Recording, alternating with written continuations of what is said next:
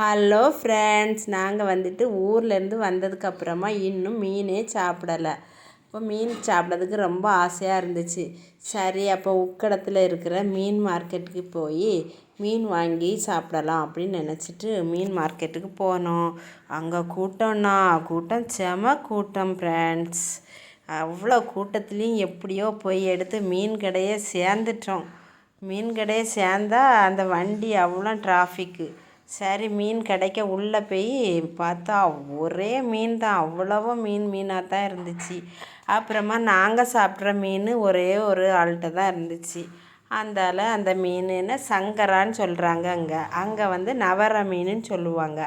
அப்புறமா நாங்கள் போனதும் ஒரு ட்ரை தட்டினாங்க. அதில் 1 கிலோ நல்ல மீன் பார்த்து பொறுக்கி எடுத்து வாங்கிட்டேன் நான்.